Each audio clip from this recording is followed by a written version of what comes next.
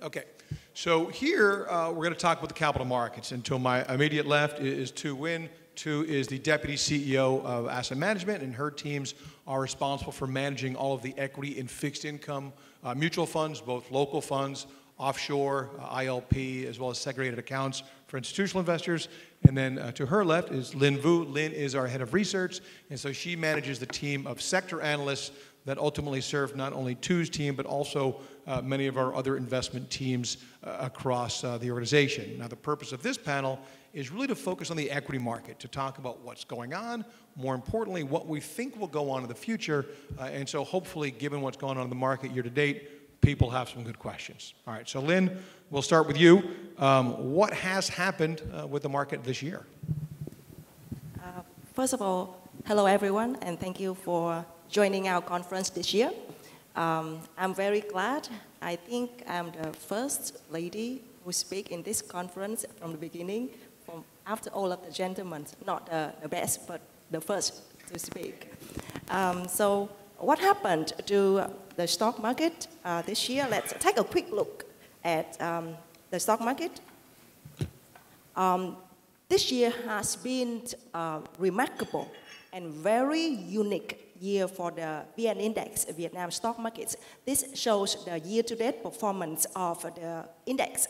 And back in April, when President Trump announced the tariff, the VN Index dropped 18% in 2 weeks, one of the biggest drops in the world, because we announced with a proposed tariff of 46%, one of the highest. But right after that, the government has quickly reacted, and Vietnam became one of the first 3 countries that formalized a tariff framework agreement with the US. And after that, the stock market increased by a very impressive 50%, 50 until this point. And year to date, it has gained about nearly 30% in US dollar terms.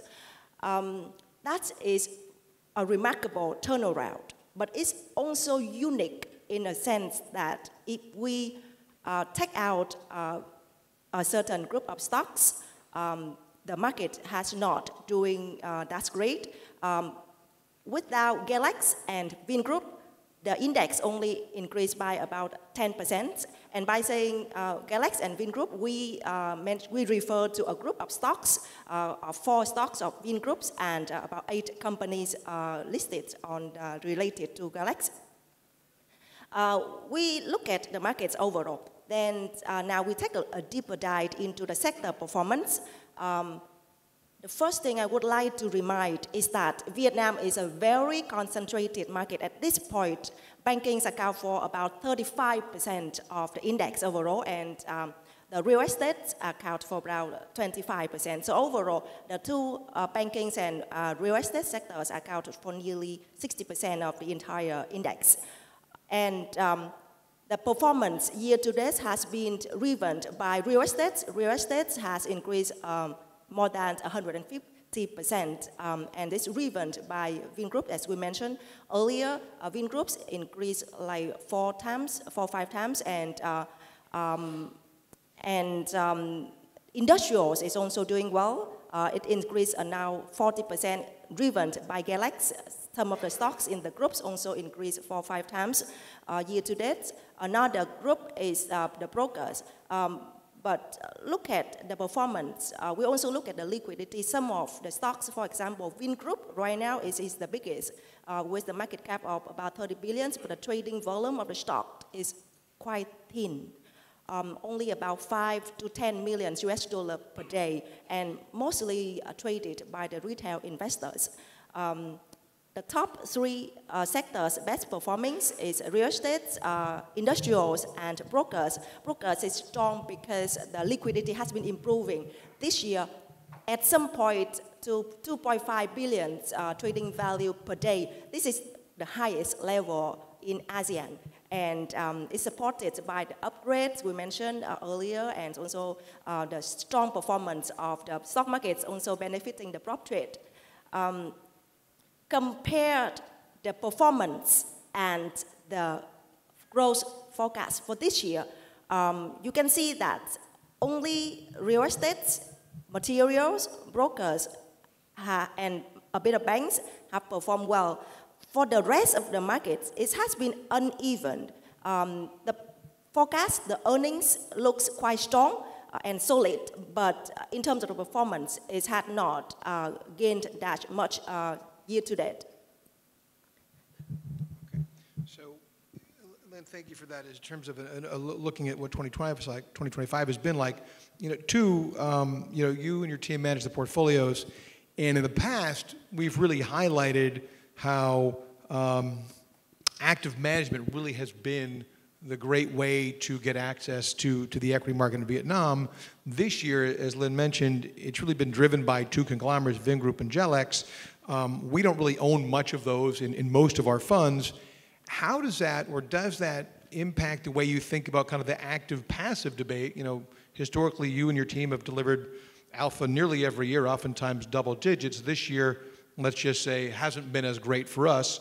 So how do you think about active-passive in a year like this? Thank you, Eric, for the question. You're correct. We do not own much of these groups of companies.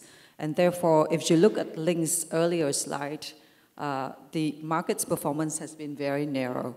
And without those stocks in our portfolio, our funds perform more in line with the gray line, which is around the 10% in US dollars term.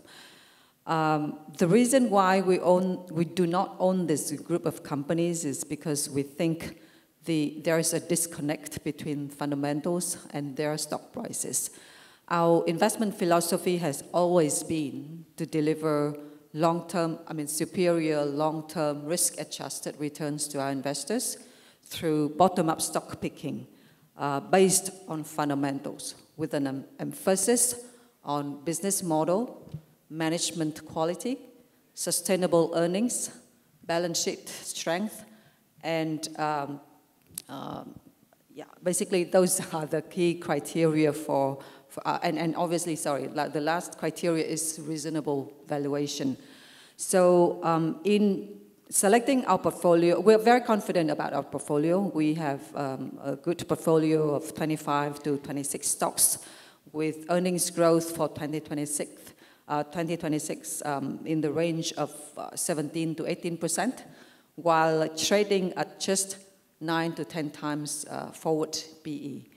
And those companies this year have not performed well because the market happened to be momentum driven.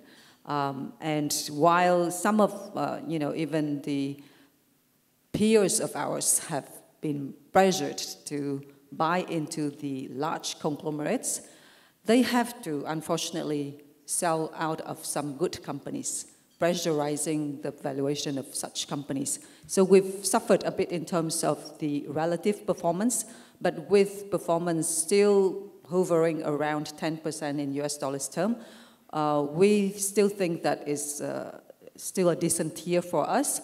And if you look at the longer term, the market in Vietnam has been a place that favors active management. If you look at our 10-year track record for our UCITS fund, which is a representative for our active strategies, it has outperformed the benchmark by about 2.5 percentage points. And this is as of the end of Friday, so it includes this year.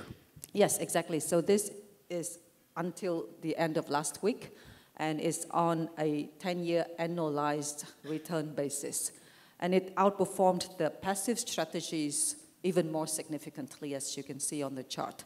So I would say Vietnam is still the place for active management because there's just so much value you can find from the the bottom-up stock picking process, because there are obviously companies that are delivering 15 to 20% growth, trading at a significant discount to the market average.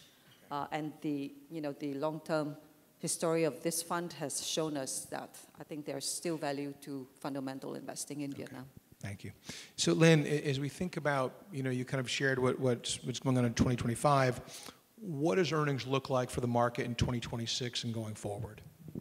We think the outlook is pretty strong. We hear a lot of the speakers earlier about the outlook of the markets, and we resonate with that rationales, and we think the market is going to be strong. We have some of the forecasts to show here. We forecast earnings growth to growth about 23% this year. This has been revised up throughout the years internally. But more importantly, we have to look beyond this year. And if in the past 5 years we've seen volatilities due to COVID, due to bond or real estate crisis, we believe in a change at this point. And also the speaker, many of our Mike Kokalari and our economists also mentioned this is a year that we can see a change, a big change going forward. So we believe in the growth outlook in the next 2 to 3 years to be going back to the growth phase level before the COVID from 2015 around 20%. At this point, we are quite conservative and put it at 15, but there is also upside for further growth. The earnings by the sectors, we also see a broad growth across the sectors, with materials growing the strongest at 23% overall. Yeah, basically we see very strong growth outlook. Okay. And what about valuation? So obviously the performance this year has been excellent. Earnings growth looks very, very broad, which is encouraging. What about valuations? In terms of the valuation, at this point, the valuation has gone up from the valuation has gone up to 15 times forward P. At this point, it's higher than before, but we still think it's compelling because it's only at average historical means in the past 10 years. And this group currently, with the strong earnings growth, the valuation in the next coming years could come down a bit further. Now, I don't know if this is a fair question, because I just was thinking about it based on the earlier slide. If you look at the valuations, but then you take out the Vin Group and Gelex or Gelex stocks, what would it look like?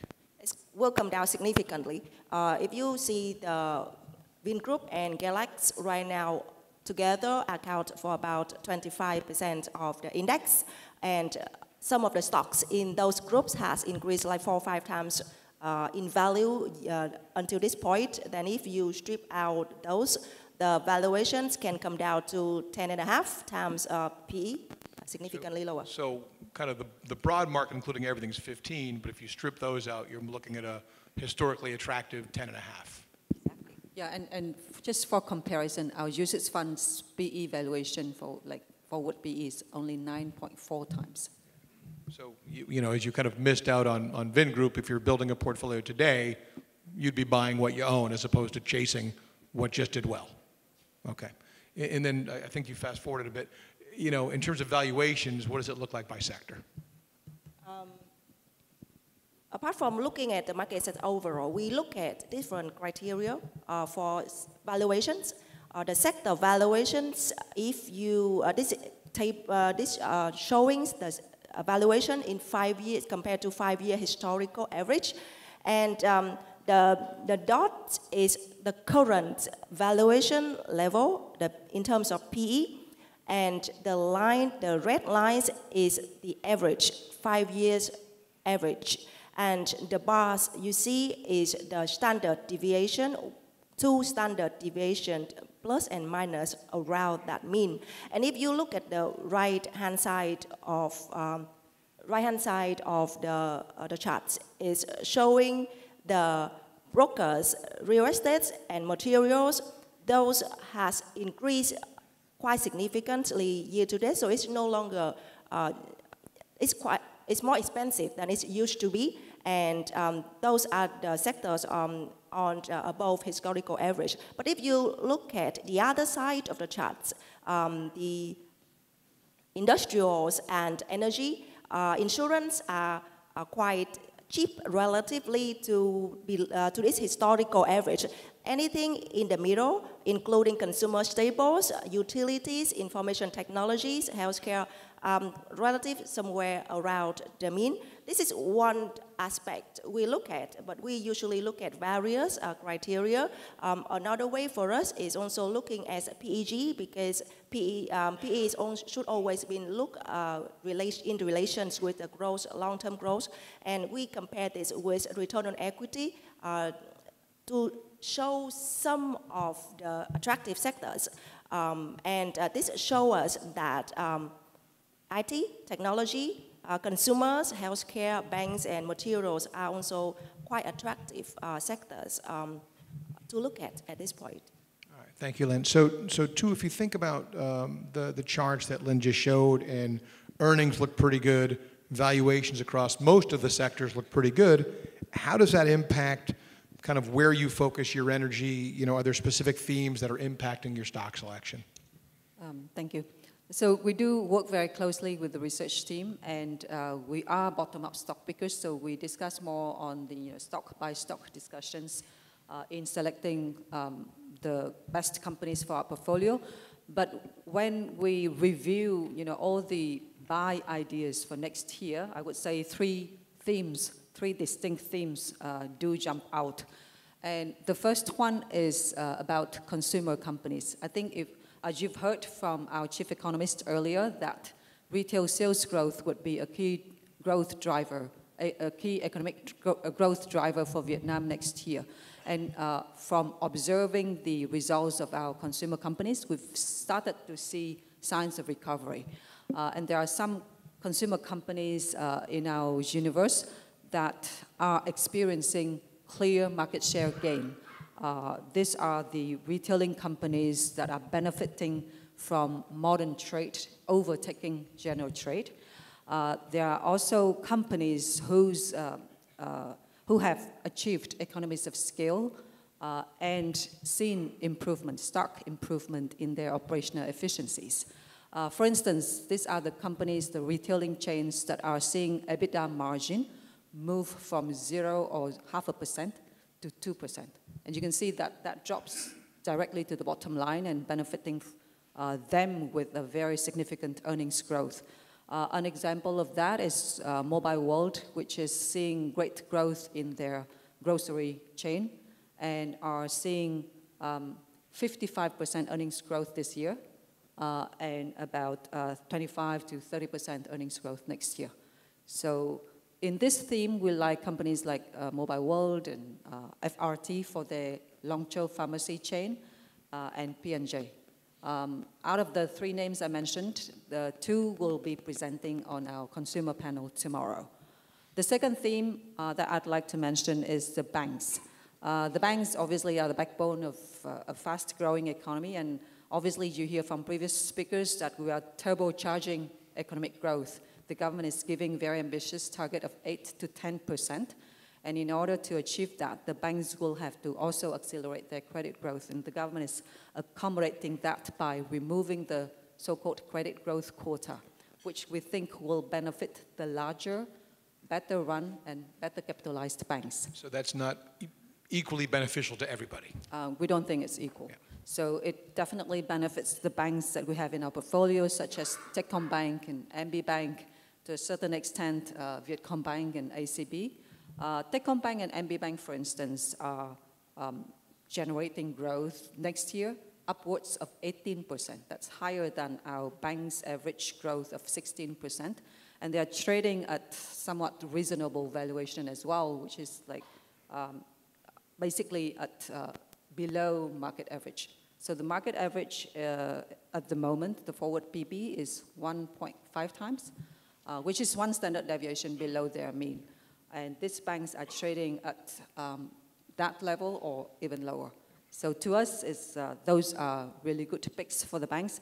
Obviously, there are also some other catalysts that benefit the bank sectors as a whole, such as the real estate recovery, which I think Mike has also touched upon, which will benefit the banks from the asset quality and risk management point of view, cutting their credit costs because there have also been regulatory reform which help the banks better manage their collateral, including a faster pace of bad debt recovery. And obviously, public spending is a big theme as well. I think the government has very ambitious target for infrastructure spending and development in the next 5 years. For instance, the Long Thanh Airport needs to come on stream next year with the first commercial flight middle of next year. 5,000 kilometers of highway by 2030, and also the high-speed rail line, which will be using the PPP model with a public-private partnership model, costing $67 billion to build. So all of those projects will benefit the banks from the funding point of view. And that leads me to the last theme, which is infrastructure, and that will benefit companies in construction materials such as Hòa Phát and some cement company, some contractors. I mean, the infrastructure theme should be seen as a broad theme covering also energy and data center and so on. So some contractors might benefit from this, including Elcom, which is helping the government build the smart AI system to monitor traffic. And Dat Phương, which is the contractor for roads and bridges, and also select property developers that will benefit from better connectivity. Right, thank you. So now shifting gears a bit, and we may not need to cover this too much. We had talked about market developments, FTSE upgrade, view on pipeline. Obviously, on Zung, we heard some wonderful comments from him that may have actually been even more bullish than what we have in our presentation. So maybe comment, from your perspective, being a local fund manager, on his comments and kind of maybe the slides that we've prepared in advance. No, definitely. Basically, I think Mr. Zung has helped me greatly in covering the market development, the capital markets development topic, because I just wanted to highlight here that the FTSE upgrade is just the start of a bigger reform. The 5-year roadmap for the government includes further upgrade within FTSE to advanced emerging, as well as MSCI upgrade of Vietnam to emerging market status. And also, hopefully, within this 5 years, as Mike Koklari mentioned earlier, Vietnam possibly could be upgraded to investment grade. The sovereign rating of Vietnam could be upgraded to investment grade as well, thereby facilitating further foreign flows to Vietnam and lowering the cost of funding for both the government as well as Vietnamese corporates when they borrow from international investors.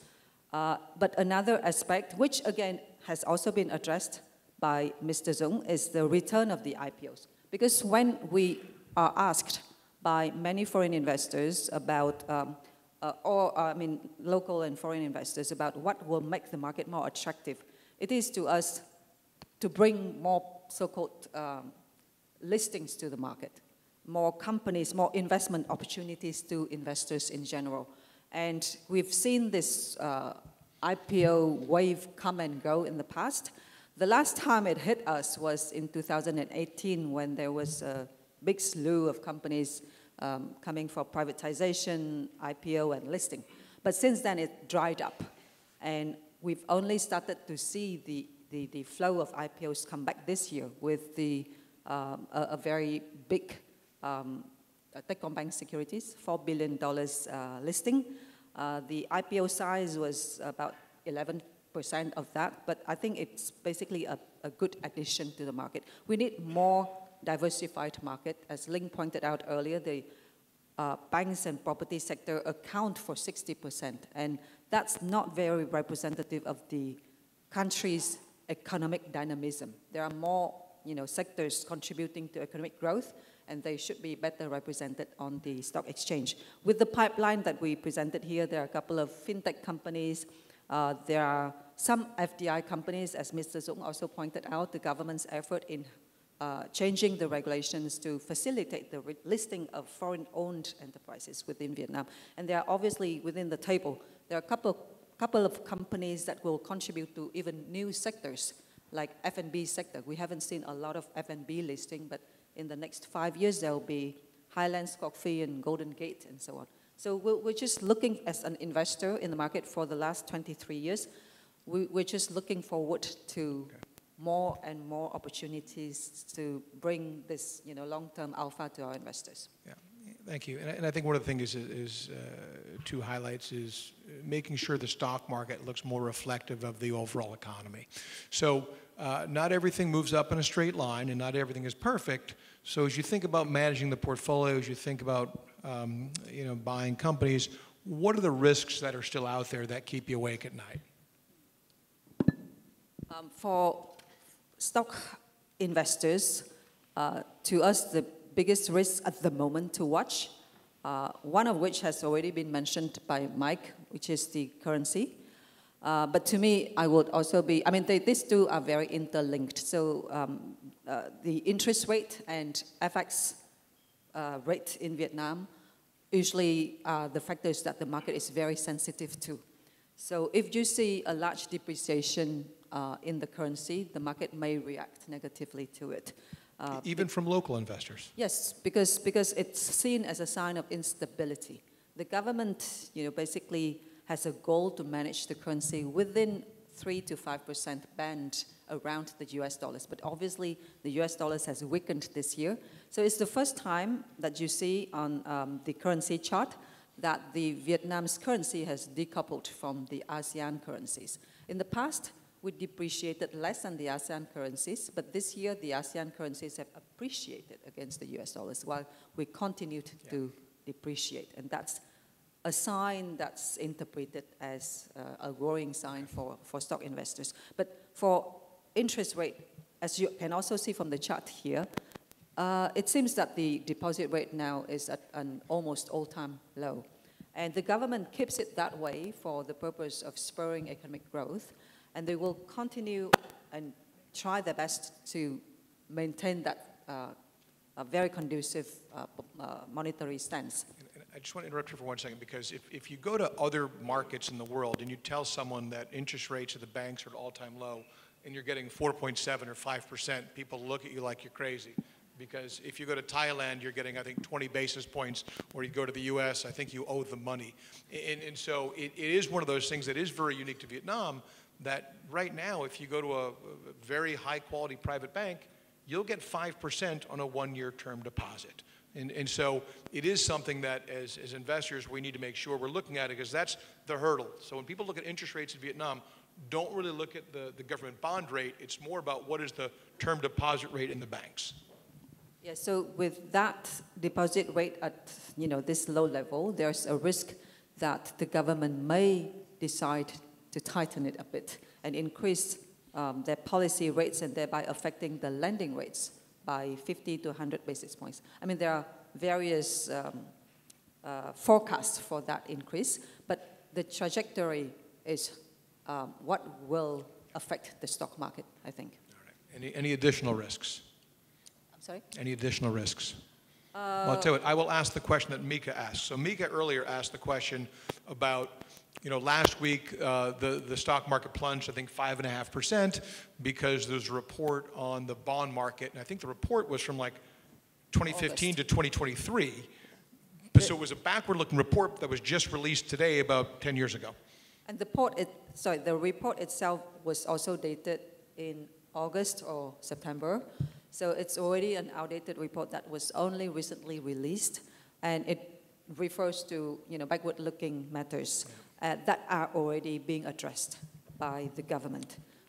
The government is working with the various companies named in the report in strengthening their future bond business. And so maybe just address, so that was kind of the question, which we would argue that particular day was a non-event and just profit-taking because people saw risk off and they said, well, why don't I sell too? But maybe address the bigger question that you asked, which was really about governance of the companies, because I actually think governance here is a lot better than people give it credit for. Maybe talk about over the last 5 years what you've seen.